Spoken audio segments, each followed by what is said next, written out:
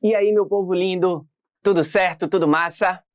Vamos para a nossa segunda dica? Lembrando que toda quarta-feira vocês terão uma dica no nosso canal, beleza? Então fiquem ligados, fiquem atentos a isso. Compartilhem com os amigos, se inscrevam no canal, liguem o sininho, porque a ideia é ajudar. Essas dicas, obviamente, são direcionadas às provas de vestibular que vocês irão responder, beleza? Então, dia de segunda, tem a resolução do nosso simulado, que vocês podem baixar a prova, podem responder e conferir a resolução. Teve dúvida? Deixa a dúvida aqui que a gente vai responder. E na quarta-feira, a nossa dica da semana, beleza? Então vamos para a nossa segunda dica. Vem com o cara!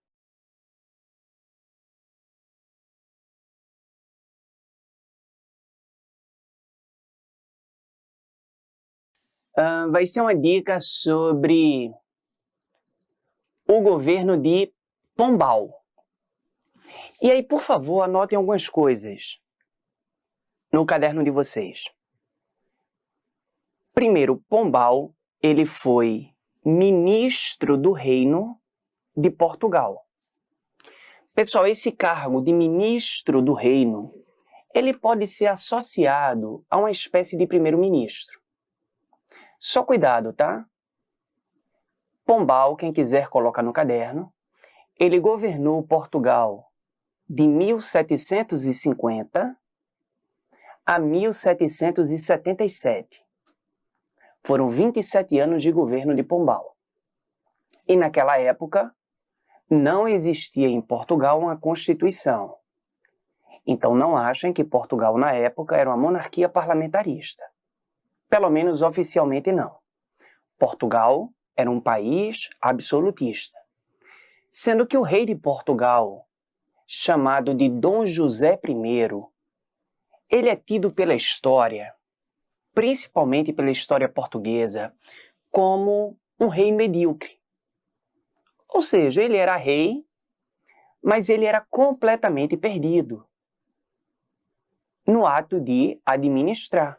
Então, na realidade, quem governava Portugal era o Marquês de Pombal, que era ministro do reino, que na prática vai ser uma espécie de primeiro-ministro. Beleza? Porque na realidade é ele que vai governar. Dom José I só fazia aquilo o que o Marquês de Pombal sugeria. Então, por favor, coloquem no caderno algumas medidas decretadas pelo Marquês de Pombal. Enquanto vocês anotam medidas de Pombal no caderno, deixa eu ir falando algumas coisinhas para vocês. Pessoal, Pombal, é legal que vocês saibam disso, tá? Pombal governou Portugal no século XVIII, 1750 a 1777.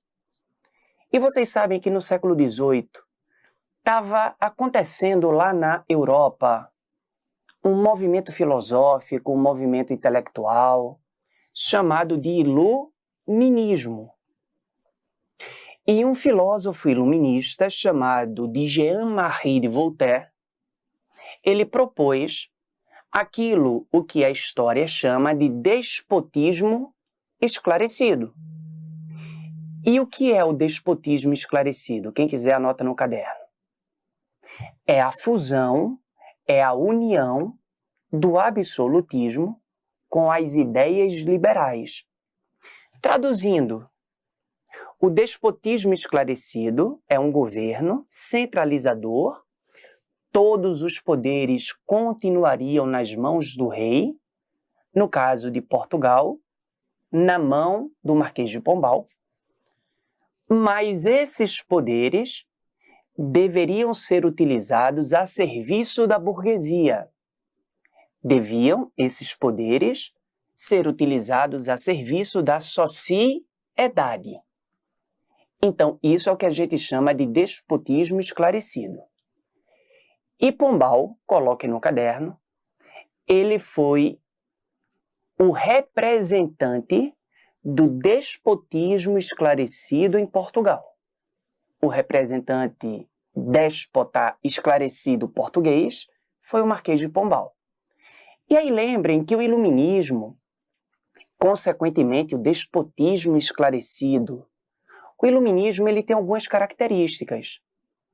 Por exemplo, o ensino laico. Ensino laico é aquele que não é religioso.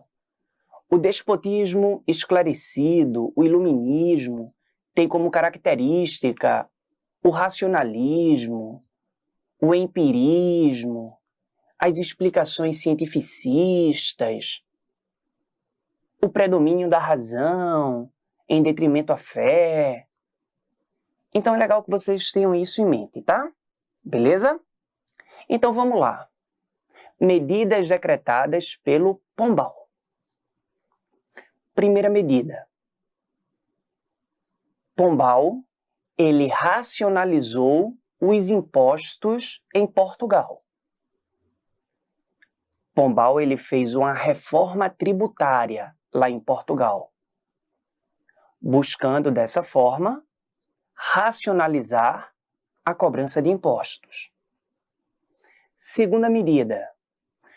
Pombal, ele transferiu a capital do Brasil. O Brasil era a mais importante colônia portuguesa e até então a nossa capital era a cidade de Salvador. O Marquês de Pombal, ele transfere a nossa capital, a capital do Brasil, de Salvador para o Rio de Janeiro. E por que isso, Everaldinho? Anota no caderno. Porque o Marquês de Pombal queria que o nosso governador-geral, que estava até então em Salvador, ficasse mais próximo dos mineradores. Pessoal, lembrem que a região mineradora, essa região era constituída por Minas Gerais, por Mato Grosso e por Goiás.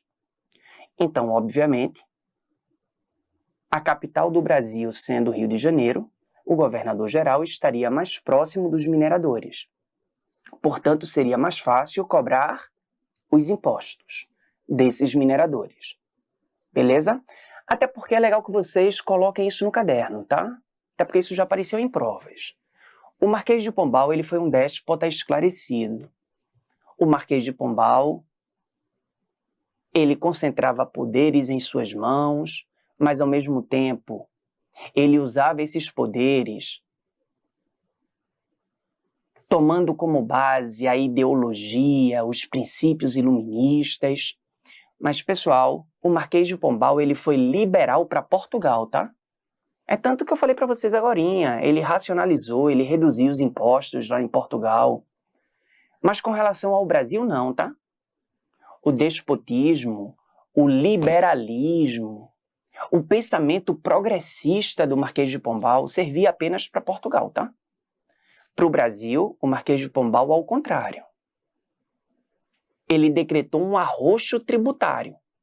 Ou seja, que no Brasil, a população brasileira vai pagar mais impostos a Portugal, principalmente os mineradores. Por isso que o Marquês de Pombal ele transferiu a nossa capital, de Salvador para o Rio de Janeiro. Só para que vocês tenham uma ideia, tá? Os mineradores eles pagavam um imposto, que era um imposto anual. Esse imposto era pago uma vez por ano, chamado de finta. E a finta era no valor de 30 arrobas de ouro. Um arroba equivale a mais ou menos 15 quilos. Ou seja, os mineradores mandavam para Portugal 450 quilos de ouro. O Marquês de Pombal, ele aumentou a finta de 30 arrobas para 100 arrobas de ouro. Ou seja, os mineradores, em vez de mandarem 450 quilos de ouro para Portugal, teriam que mandar 1.500 quilos.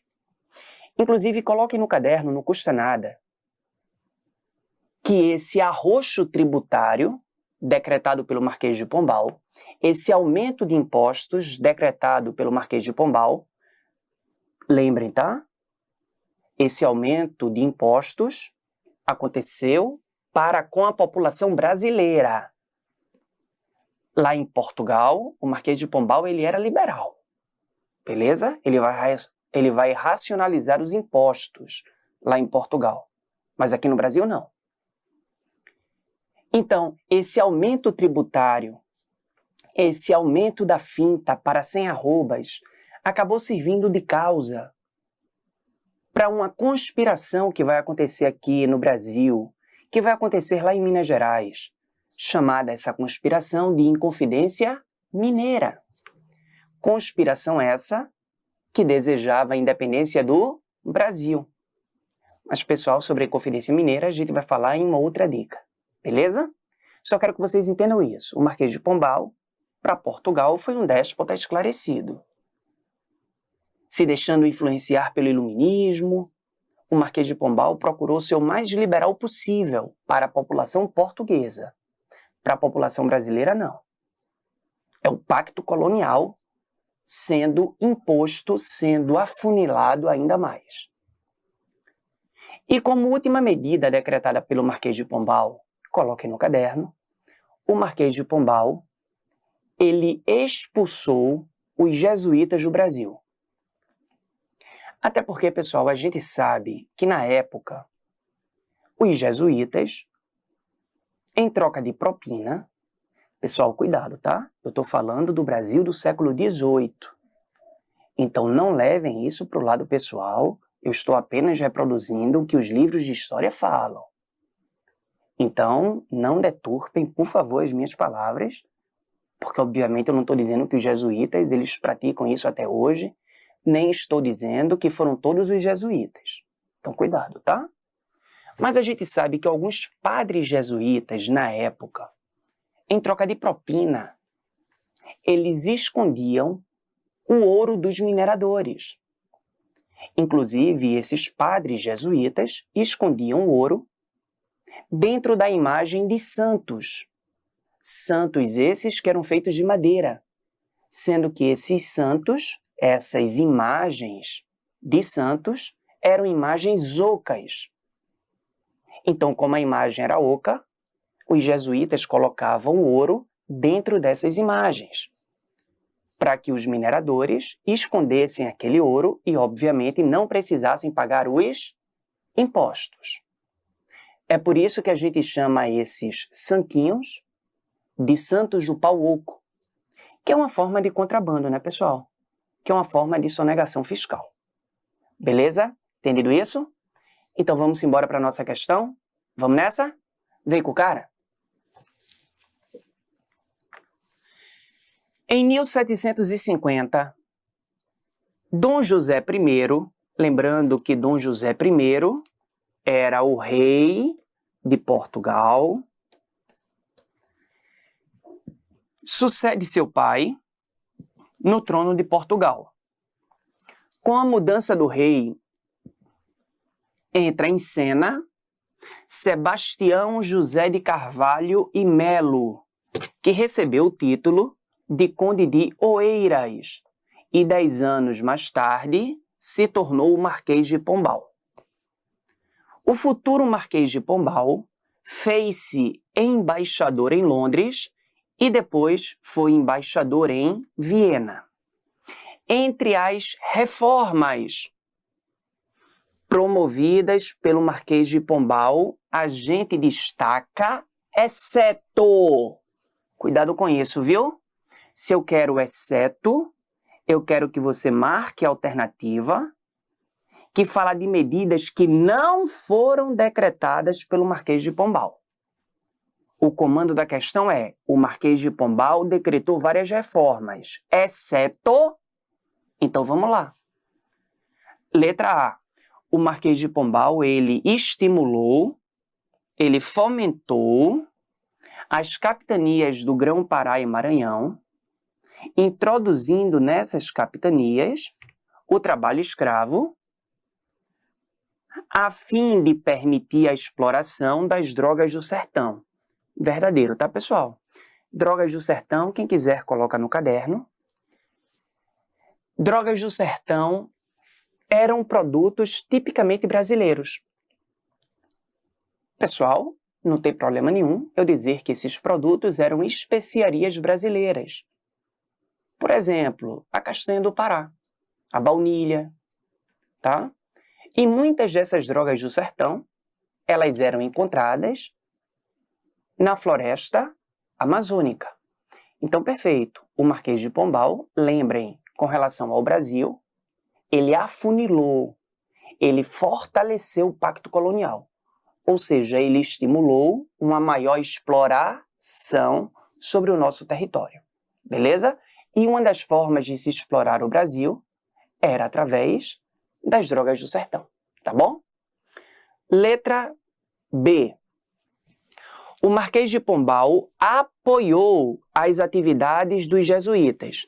De cara, a resposta à letra B, né, pessoal? O Marquês de Pombal, ele não apoiou os jesuítas, ele expulsou os jesuítas. Beleza?